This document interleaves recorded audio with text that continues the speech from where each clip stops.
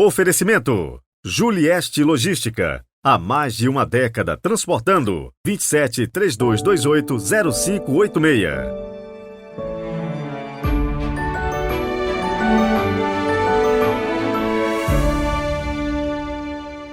Olá, bom dia! Quinto domingo da Páscoa, 7 de maio de 2023. É o dia do Senhor e a nossa alegria ganha um novo patamar e supera, com certeza, as nossas tristezas e desilusões da semana. E por que não dizer da própria vida? Se cremos verdadeiramente em Jesus, sabemos, mesmo que lá no fundo do coração, que a partir da ressurreição de Cristo, tudo ressuscita na nossa vida. Nós ganhamos um tempo novo, mesmo que as aparências digam o contrário.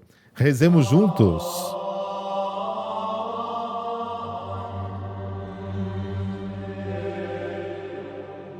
Pelo sinal da Santa Cruz, livrai-nos Deus, nosso Senhor, dos nossos inimigos. Ó Deus, por quem fomos remidos e adotados como filhos e filhas, velai sobre nós em vosso amor de Pai e concedei aos que creem no Cristo a liberdade verdadeira e a herança eterna. Amém.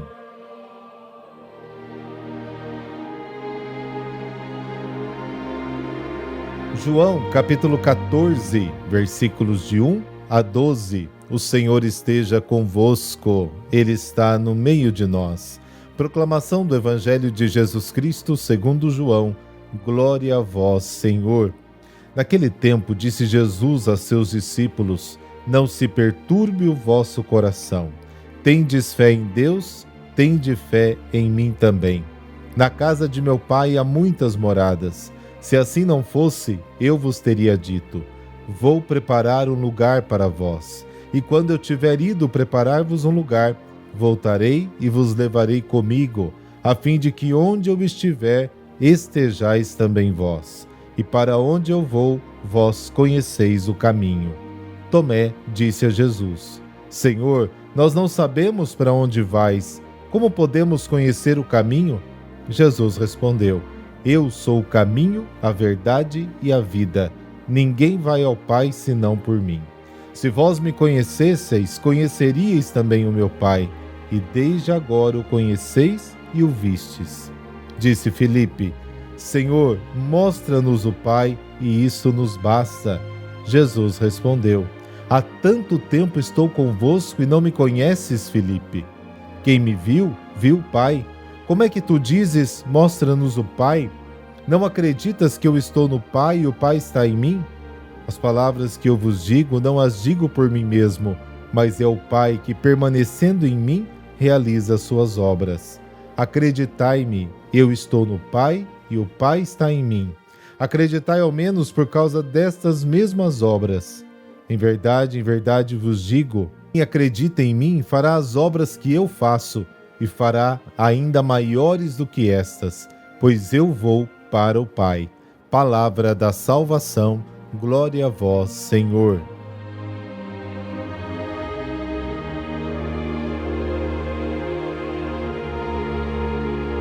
O Evangelho de João continua a nos oferecer a palavra de Jesus que ilumina o nosso encontro com Ele neste tempo pascal. A nós que, como a comunidade joanina do final do primeiro século, somos chamados a viver a fé num mundo complexo, em busca do sentido da vida, como que perdidos, pela perda de pontos fortes de referência e imersos em um mundo cada vez mais desanimador. Diante desta realidade são dirigidas as palavras de Jesus: não se perturbe o vosso coração. Crede em Deus, crede em mim também. Uma pequena comunidade imersa em um mundo hostil, que não poderia deixar de ser abalada por dúvidas sobre o significado da novidade de sua fé, é lembrada pelas palavras pouco consoladoras de Jesus. Ele não escondeu de seus discípulos a iminência de sua morte. E a primeira comunidade cristã conhece bem a paixão vivida por ele, o abandono dos discípulos e a sua cruz. A sua fé consiste precisamente em crer que Jesus é o Filho que se abandonou à morte no amor do Pai e por isso o Pai lhe deu a plenitude de sua vida. A comunidade que nele acredita continua a experimentar a fragilidade humana, a dor, a angústia, a solidão, exatamente como ele. A fé é a experiência mais humana, o caminho para o mais dramaticamente incompreensível, com a coragem do abandono, no amor infinito que preenche o abismo da nossa fraqueza. Acreditar em Deus é o convite de Jesus a encontrar somente no mistério infinito do amor a pedra sólida sobre a qual fundara a nossa fragilidade. Crede em mim. Ele, um homem como nós, não uma palavra vã, mas carne que se pode tocar, acreditou no Pai até na escuridão mais profunda de sua vida. E o Pai deu-lhe a plenitude desta vida. O convite à fé é a mensagem dirigida por Jesus à sua comunidade. A fé nele, caminho para a fé em Deus. Para falar da fé, o Evangelho usa uma linguagem espacial. Ir, vir, ficar, casa, morada. Jesus recorda aos discípulos que choram que sua morte é uma ida para o Pai. Com a sua morte, os espaços do amor, para que todo homem, uma singularidade, encontre ali o seu lugar. A morte dramática de Jesus é o caminho que lhe permite voltar ao Pai e, ao mesmo tempo, estar sempre presente na história com o amor, que é a força que dá vida ao mundo. Fé é crer nele. Amor doado ao Filho como resposta ao seu abandono filial, no Pai até a morte. Crer é deixar-se envolver pela circulação do amor, que do Pai chega ao Filho, na sua carne crucificada, para que cada homem encontre o sentido de sua vida. A Tomé, homem concreto, em quem encontramos todas as nossas dúvidas e interrogações, que gostaria, antes de crer, de saber para onde vai Jesus e por que caminhos. Responde então: eu sou o caminho, a verdade e a vida.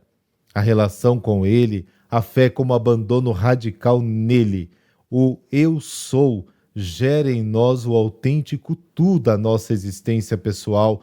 Não precisa passar pela gnose, pela filosofia grega ou por outras filosofias. Só ele, com a sua morte e ressurreição, é o caminho para experimentar a verdade, o sentido autêntico da existência que nos dá o sabor pleno da vida. A Filipe, que expressa o esforço da busca e o desejo de ver o Pai para responder às inquietações do homem, Jesus responde, propondo-se como filho que vive em íntima relação com o Pai, como filho que, na sua carne, torna visível a glória de Deus. Na carne do Filho, torna-se visível a glória do Pai, de Deus que se doa como amor infinito na fragilidade da cruz. Tomé, Filipe, nós continuamos a não entender, a desejar ver e possuir Deus como a racionalidade humana o pensaria, como a solução milagrosa para todos os problemas do homem. Às nossas dúvidas, aos nossos pedidos, Jesus responde pedindo para confiar nele, como razão para crer, acreditar em mim, na sua experiência filial, visível, que pode ser vivida através das suas obras. Quem nele confia, a quem lhe abre o coração, entrega-se, acredita em mim, para o introduzir numa relação de amor, a sua relação filial com o Pai, em que entrou para partilhar quem crê nele. Acreditar nele significa entrar numa relação de amor filial, viver com ele a vida nova acolhida pelo Pai, para realizar ainda agora, na história, obras de amor. É ele mesmo quem o diz, realizada tudo por ele.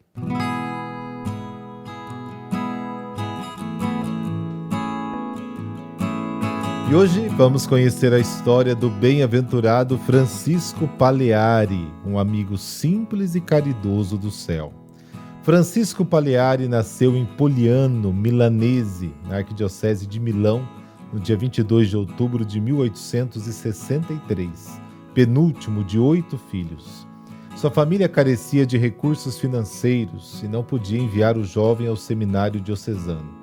No entanto, pôde cumprir a sua vocação sacerdotal em Turim, na pequena casa da Providência. Ordenado sacerdote no dia 18 de setembro de 1886, foi um sacerdote exemplar ao longo de sua vida. Dotado de uma vasta cultura, foi um apóstolo incansável no cumprimento de tarefas de grande responsabilidade, com sabedoria e prudência. Como mestre, confessor, diretor espiritual, pregador e responsável geral da Arquidiocese de Turim. A vida de Francisco Paleari não foi feita de episódios sensacionais, mas de acontecimentos de encantadora simplicidade e doçura. Pequeno em estatura e esbelto em constituição, ele praticava constantemente as virtudes, que se tornaram uma segunda natureza para ele. Pode-se dizer que em sua existência manifestou a mansidão e a doçura de São Francisco de Sales, a pobreza e humildade de São Francisco de Assis, o espírito missionário de São Francisco Xavier, a atenção aos pequeninos de São Vicente de Paula, o dinamismo pedagógico de Dom Bosco, mas, sobretudo, refletiu o rosto de Cotolengo, vivendo seu carisma com entusiasmo e convicção. O espírito de fé que se manifestava em ver tudo à luz de Deus era sustentado pela oração, por um excepcional fervor eucarístico e por uma filial piedade mariana. Da prolongada oração de adoração e contemplação originou-se a sua heróica caridade para com Deus e para com o próximo também. Eram as duas chamas que estavam sempre vivas, que emanavam do seu coração. Uma se elevava para Deus, a outra se inclinava para o próximo. Passou a maior parte de sua vida na casinha, visitando amorosamente os doentes, a quem confortava com palavras de consolo. Além disso, ele preparou prisioneiros para a Páscoa e ajudou sacerdotes e leigos que acorreram a ele para aconselhamento e orientação. Sua misericórdia na confissão era ilimitada. Na casinha correu o boato de que Dom Francesco Paleari era um padre santo e que se confessava santo. Os próprios penitentes diziam que com ele se sentiam próximos de Deus. Sua alegria tinha uma abertura do céu. A qualquer hora, em qualquer escritório movimentado, o venerável servo de Deus poderia ter respondido que estava se preparando para ir para o céu. Desta forma, a experiência da cruz não pegou desprevenido, mas aceitando a longa doença que começou em 1936. A certeza de poder unir os seus sofrimentos com os de Cristo para o bem da Igreja e a esperança de alcançar a recompensa eterna no final da sua peregrinação terrena fizeram-no exclamar o seguinte: a cruz é primeiro amarga, depois doce e finalmente sequestra em êxtase.